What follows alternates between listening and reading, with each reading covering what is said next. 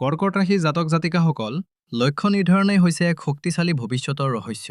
কিন্তু সেই লক্ষ্য ভেদ কৰিবলৈ যি সময় আৰু পৰিস্থিতিৰ প্ৰয়োজন হয়, তাৰ নিৰ্ধাৰণ কেৱল আপোনাৰ সাহসেৰে নহয়, বৰঞ্চ ব্ৰহ্মাণ্ডৰ গণনাৰ দ্বাৰা হয়। বৈদিক জ্যোতিষশাস্ত্ৰৰ এইটো এক অটল সিদ্ধান্ত। সময় নিশ্চিতভাৱে বলৱান, কিন্তু যেতিয়া গ্ৰহৰ দশা সলনি হয়, তেতিয়া এই সময়ও সংগ্ৰামৰ জুইত দগ্ধ হৈ ওলোৱা সাধকৰ সন্মুখত শিৰণত কৰে। আহক, গ্ৰহৰ এই খেলখন বুজি লওঁ। প্ৰথমে আপোনাৰ লগ্নলৈ চাওক। আপুনি কৰ্কট ৰাশিৰ লোক। আপোনাৰ স্বামী বা অধিপতি হৈছে চন্দ্ৰ। আৰু চন্দ্ৰ কি? চন্দ্ৰ হৈছে মন, চন্দ্ৰ হৈছে পানী। জানুৱাৰী মাহত চন্দ্ৰই প্ৰতি হোৱা 2 দিনৰ মূৰে মূৰে ৰাশি সলনি কৰিব। ইয়াৰ পোনপটীয়া অৰ্থ এয়াই যে এই মাহত আপোনাৰ আৱেগ বা ভাৱনা স্থিৰ হৈ নাথাকে। সাগৰৰ ঢৌৰ দৰে আপোনাৰ মন কেতিয়াবা ওপৰলৈ উঠিব আৰু কেতিয়াবা তললৈ নামিব। কেতিয়াবা ৰাতিপুৱা আপুনি বৰ সুখী অনুভৱ কৰিব, অতি শক্তিৱান অনুভৱ কৰিব। কিন্তু সন্ধিয়া হোৱাৰ লগে লগে কোনো বিশেষ কাৰণ নোহোৱাকৈয়ে আপুনি উদাস হৈ পৰিব। আপোনাৰ কান্দিবৰ মন যাব। এয়া এই মাহটোৰ স্বভাৱ হ'ব। সেয়েহে ইয়াক লৈ ভয় খাব নালাগে। এতিয়া আপোনাৰ কুণ্ডলীৰ ষষ্ঠ ভাৱ বা ঘৰলৈ দৃষ্টি দিয়ক। এয়া ধনুৰাশিৰ ঘৰ। ইয়াত চাওক কি অদ্ভুত খেল চলি আছে। ইয়াত এটা নহয়, দুটা নহয়, বৰঞ্চ 4টাকৈ ডাঙৰ গ্ৰহৰ সমাৱেশ ঘটিছে। সূৰ্য, যি হৈছে ৰজা, মঙল, যি হৈছে সেনাপতি, বুধ, যি হৈছে ৰাজকুমাৰ, আৰু শুক্ৰ, যি হৈছে মন্ত্ৰী। এই 4টা গ্ৰহ একেলগে আপোনাৰ ষষ্ঠ ঘৰত বহি আছে। জ্যোতিষশাস্ত্ৰত ইয়াক চতুৰ্গ্ৰহী যোগ বুলি কোৱা হয়। ষষ্ঠ ঘৰটো কি? ষষ্ঠ ঘৰটো হৈছে ৰোগৰ, ধাৰুণৰ আৰু শত্ৰুৰ। এতিয়া আপুনি ভাবিব যে এয়াতো বেয়া কথা। নহয়, ইয়াত এইটো আচল টুইষ্টটো আছে। যেতিয়া সূৰ্য আৰু মঙলৰ দৰে শক্তি, এতিয়া ঠিক ইয়াৰ সন্মুখত দ্বাদশ বা 12 নং ঘৰত চাওক। ইয়াত দেৱগুৰু বৃহস্পতি বহি আছে মিথুন ৰাশিত। গুৰু ইয়াত অকলে বহি আছে, কিন্তু তেওঁ অকলশৰীয়া নহয়। মন দি শুনক, ষষ্ঠ ঘৰত বহি থকা এই 4টা গ্ৰহে নিজৰ সপ্তম পোনপটীয়া দৃষ্টিৰে গুৰুক চাই আছে। এয়া এক অতি ডাঙৰ ৰাজযোগ। আৰু আনহাতে অষ্টম ঘৰত বহি থকা ৰাহুৱে নিজৰ পঞ্চম বিশেষ দৃষ্টিৰে গুৰুক চাই আছে। আৰু নৱম ঘৰৰ পৰা শনিৰো সম্বন্ধ গঢ়ি উঠিছে। এয়াই সেই 76 বছৰীয়া যুগ যাৰ বিষয়ে চৰ্চা হৈ আছে। গুৰু, যি আপোনাৰ ভাগ্যৰ অধিপতি, তেওঁৰ ওপৰত 5টা গ্ৰহৰ প্ৰভাৱ পৰিছে। ইয়াৰ অৰ্থ হৈছে যে আপোনাৰ বিদেশ ভাৱ, আপোনাৰ অনাৰ খৰচৰ ভাৱ আৰু আপোনাৰ মোক্ষ বা মুক্তিৰ ভাৱ সম্পূৰ্ণৰূপে সক্ৰিয় হৈ উঠিছে। ই বিপৰীত ৰাজযোগ সৃষ্টি কৰিছে। যিসকল লোকে বিদেশলৈ যাব বিচাৰে, তেওঁলোকৰ বাবে এয়া এক আশীৰ্বাদ বা বৰদান। আনহাতে ধন ভাৱ, অৰ্থাৎ দ্বিতীয় ঘৰত কেতু বহি আছে। কেতুৱে বস্তুবোৰ কাটি পেলাই পৃথক কৰে। আৰু অষ্টম ঘৰত ৰাহু আছে, যিয়ে হঠাৎ হোৱা ঘটনাবোৰ লৈ আহে।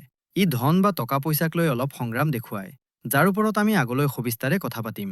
কিন্তু বন্ধুসকল, এই কুণ্ডলী গোটেই মাহটো একেই নাথাকে। পিকচাৰ এতিয়াও বাকী আছে। 13 জানুৱাৰীৰ পৰা 17 জানুৱাৰীৰ ভিতৰত ব্ৰহ্মাণ্ডতে অতি ডাঙৰ হালচাল হ'বলৈ গৈ আছে। এই সকলোবোৰ গ্ৰহ যিয়ে ষষ্ঠ ঘৰত যুদ্ধ কৰি আছে, ইহঁত এটা এটাকৈ তাৰ পৰা ওলাই আপোনাৰ সপ্তম ঘৰ অৰ্থাৎ মকৰ ৰাশিলৈ গুচি যাব। আৰু ইয়াত আটাইতকৈ ডাঙৰ, আটাইতকৈ গুৰুত্বপূৰ্ণ ঘটনাটো কি? সেয়া হৈছে মঙলৰ গোচৰ। 16 জানুৱাৰীত মঙল গ্ৰহ মকৰ ৰাশিত প্ৰৱেশ কৰিব। আৰু জ্যোতিষশাস্ত্ৰত ৰুচি ৰখা লোকসকলে জানে যে মকৰ ৰাশি মঙলৰ উচ্চ ৰাশি। ইয়াত মঙল আটাইতকৈ বেছি বলৱান হয়। মঙল যেতিয়া উচ্চ হয়, তেতিয়া সি কেৱল সেনাপতি বলক। এতিয়া এটা এটাকৈ জীৱনৰ বেলেগ বেলেগ দিশবোৰৰ ওপৰত সবিস্তাৰে আলোচনা কৰোঁ। আৰু আৰম্ভ কৰোঁ আটাইতকৈ জৰুৰী কথাৰে, আপোনাৰ স্বাস্থ্য। কাৰণ জীৱন থাকিলেহে জগত থাকিব। যদি শৰীৰে সংগ নিদিয়ে, তেন্তে ৰাজযোগৰ কি লাভ? মাহৰ যিটো প্ৰথম পষেক বা 15 দিন, অৰ্থাৎ 1 তাৰিখৰ পৰা 14-15 তাৰিখলৈকে, এই সময়খিনি স্বাস্থ্যৰ বাবে বৰ সংবেদনশীল। মই আপোনালোকক মিছা সান্তনা নিদিওঁ। মই আপোনালোকক সঁচা কথা কম, যাতে আপোনালোক সাৱধান হৈ থাকে। ইয়াৰ লজিক বা যুক্তিটো বুজি লওক। আপোনাৰ পেটৰ গৰাকী, আপোনাৰ পঞ্চম ভাৱৰ গৰাকী মঙল গ্ৰহ। আৰু তেওঁ এই সময়ত ষষ্ঠ ঘৰ, অৰ্থাৎ ৰোগ ভাৱত বহি আছে। আৰু তাত তেওঁ অকলশৰীয়া নহয়, তাত সূৰ্যও আছে। সূৰ্য আৰু মঙল দুয়ো অগ্নিতত্ত্বৰ গ্ৰহ। দুয়োৰে মাজত প্ৰচণ্ড উত্তাপ আছে। ইয়াৰ পোনপটীয়া প্ৰভাৱ আপোনাৰ পাচনতন্ত্ৰৰ ওপৰত, আপোনাৰ পেটৰ ওপৰত পৰিব। আপোনাৰ শৰীৰত গৰম বাঢ়িব, পিত্ত বাঢ়িব। এই সময়ত বাহিৰৰ খানা, বাচি খানা বা বহুত বেছি মছলাযুক্ত আৰু তেলত ভজা খানা আপোনাৰ বাবে বিষৰ দৰে কাম কৰিব। আপোনাৰ ফুড পয়জনিং হ'ব পাৰে, পেটত গভীৰ ইনফেকশ্যন হ'ব পাৰে, বা এচিডিটিৰ সমস্যা ইমানেই বাঢ়িব পাৰে যে আপুনি ডাক্তৰৰ ওচৰলৈ যাবলগীয়া হ'ব পাৰে। সেইবাবে 14 তাৰিখলৈকে সাত্বিক আহাৰ গ্ৰহণ কৰক, পানী প্ৰচুৰ পৰিমাণে খাওক আৰু নিজৰ দিনচৰ্যা ঠিক ৰাখক। কিন্তু যিদৰে মই ক'লো, প্ৰতিটো অন্ধকাৰ ৰাতিৰ পাছত পোহৰ আহে। ভয় খোৱাৰ প্ৰয়োজন নাই। চিত্ৰখনৰ দ্বিতীয় দিশটো অতি ইতিবাচক। 15 জানুৱাৰীৰ পাছত যেতিয়াই গ্ৰহবোৰ সপ্তম ঘৰলৈ যাব আৰু বিশেষকৈ যেতিয়া 12 নং ঘৰৰ পৰা গুৰুৰ অমৃত সমান দৃষ্টি 6ষ্ঠ ঘৰৰ ওপৰত পৰিব, তেতিয়া এটা চমৎকাৰ হ'ব। ডায়েগনচিছ বা ৰোগ ধৰা পৰাৰ যুগ সৃষ্টি হৈছে। যদি আপুনি 2025 চনত এনেকুৱা কোনোবা ৰোগত ভুগি আছিল যিটো ডাক্তৰে ধৰিব পৰা নাছিল, আপুনি টেষ্ট কৰাই ভাগৰি গৈছিল, ৰিপৰ্ট নৰ্মেল আহিছিল কিন্তু বিষ যোৱা নাছিল, তেন্তে জানুৱাৰী 2026 আপুনি সঠিক ডাক্তৰ পাব, আপুনি সঠিক পৰামৰ্শ পাব আৰু সেই ৰোগৰ মূল কাৰণ ধৰা পৰিব। আপুনি সুস্থ হ'বলৈ আৰম্ভ কৰিব। মানসিক স্বাস্থ্যক লৈ ইয়াত এটা সৰু সতৰ্কবাণী আছে। 16 জানুৱাৰীৰ পাছত মঙ্গল উচ্চ হ'ব। শৰীৰত শক্তিটো বহুত আহিব।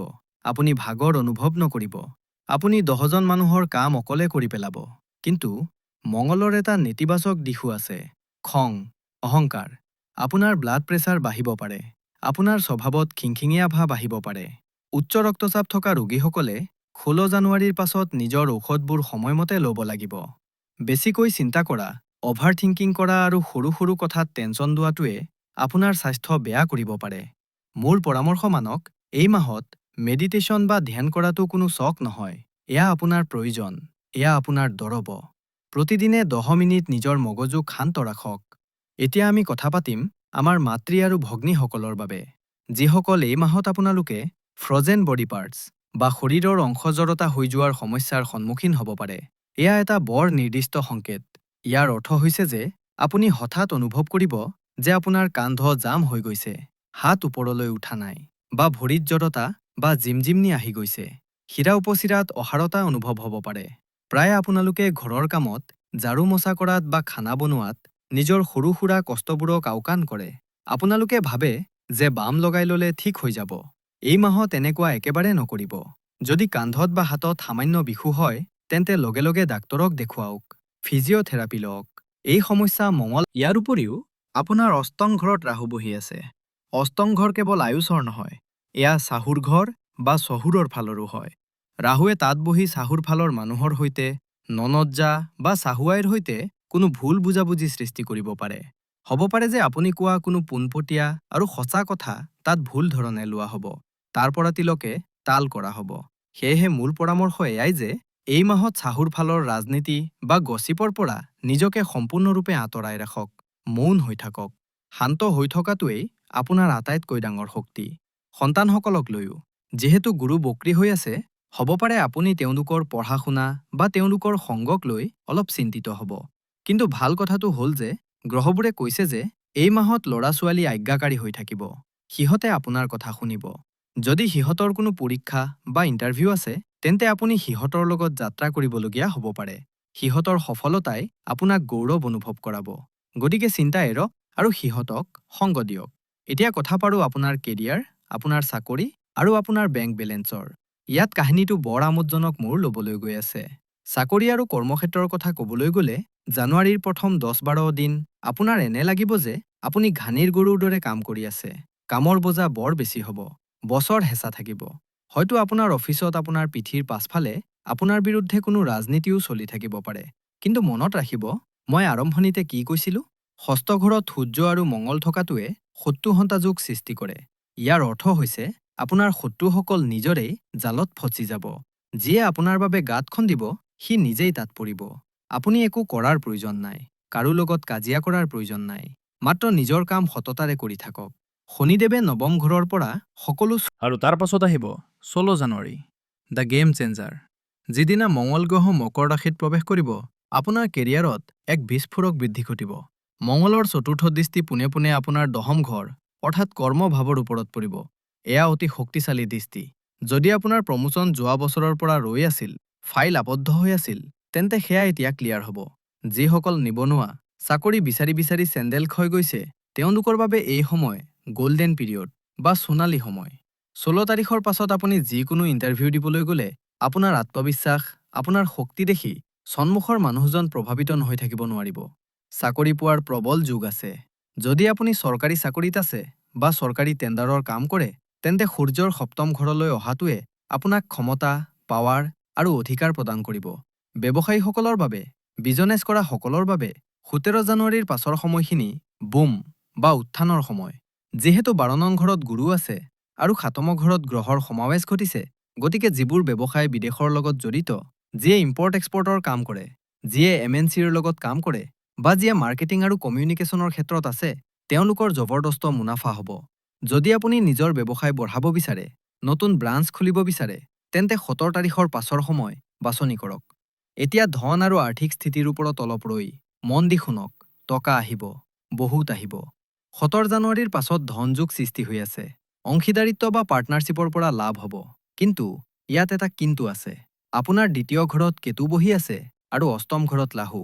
কেতুৱে ধন আহিবলৈ নিদিয়ে আৰু ৰাহুৱে ধনক ধোৱাৰ দৰে উৰুৱাই দিয়ে। ইয়াৰ অৰ্থ হৈছে টকা হাতলৈ আহিব, কিন্তু টিকি নাথাকে। ঘৰ মেৰামতি কৰাত, গাড়ী বেয়া হোৱাত বা কোনো মেডিকেল বলক। এতিয়া কথা পাৰোঁ সেই সম্পৰ্কবোৰৰ বিষয়ে যি আমাৰ জীৱনৰ ভেটি হয়। প্ৰেম সম্পৰ্ক আৰু বৈবাহিক জীৱন। মাহৰ আৰম্ভণিতে প্ৰেম সম্পৰ্কত অলপ বিভ্ৰান্তি বা কনফিউজন থাকিব। মনত প্ৰশ্ন আহিব, সি বা তাই মোক সঁচাকৈয়ে ভাল পায়নে? এই সম্পৰ্কৰ কিবা ভৱিষ্যত আছেনে? আমি আগবঢ়া উচিত নে? মনত শংকা থাকিব। কিন্তু 10ৰ পৰা 12 জানুৱাৰীৰ ভিতৰত এটা যাদুকৰী পৰিৱৰ্তন আহিব। যদি আপোনাৰ অলপতে ব্ৰেকআপ হৈছিল বা কথা বতৰা বন্ধ আছিল, তেন্তে মিটমাট হোৱাৰ যোগ আছে।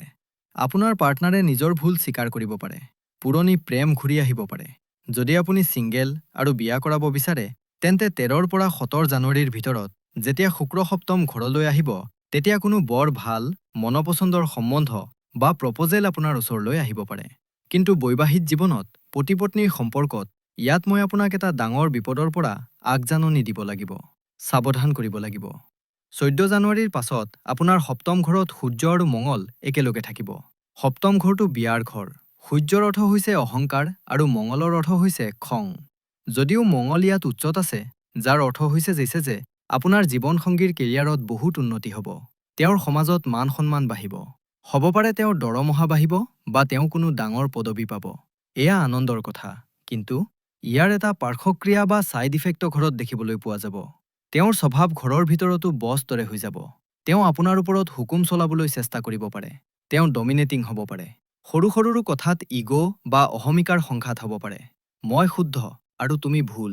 তুমি একো নাজানা। এই ধৰণৰ তৰ্কই আপোনাৰ সম্পৰ্কত ফাট মেলাব পাৰে। বিশেষকৈ মোৰ ভগ্নীসকলৰ বাবে আৰু ভাইসকলৰ বাবেও। এই মাহত আপুনি পানী হ'ব লাগিব। যদি আপোনাৰ জীৱনসংগী জুই হৈ প্ৰথম উপায়, মানসিক শান্তিৰ বাবে।